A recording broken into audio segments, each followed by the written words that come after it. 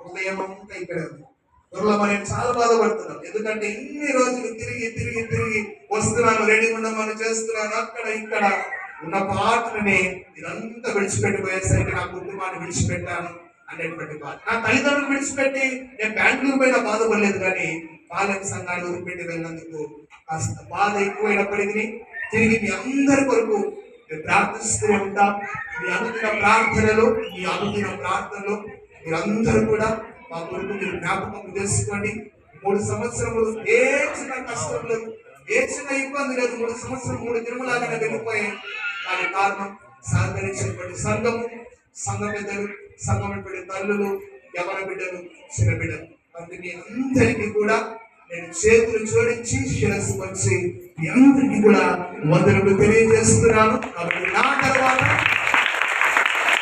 యోహాన్ బాబు గారు మధ్యలోకి పరిచయం చేయడానికి వచ్చినారు కనుక యోహాన్ బాబు గారి కొరకై, దుర్లమ్మ గారి కొరకై, అదే రీతిలో బాబు గారికి ఇచ్చినటువంటి కుటుంబాన్ని బట్టి మీరందరూ ప్రార్థన చేయండి. ఎందుకంటే బాబు గారి యొక్క కుమారుడు కూడా వేదాంత విద్యను అభ్యసించడానికి ఆంధ్ర క్రైస్తవ వేదాంత కళాశాలలో కూడా ఆ యొక్క వేదాంత విద్య చదువుకోవడానికి వెళ్తున్నాడు. కాబట్టి బాబు గారి కుమారుని కొరికే, బాబు గారి కుటుంబాన్ని కొరికే నిరంతరం ప్రార్థించండి, సహకరించండి.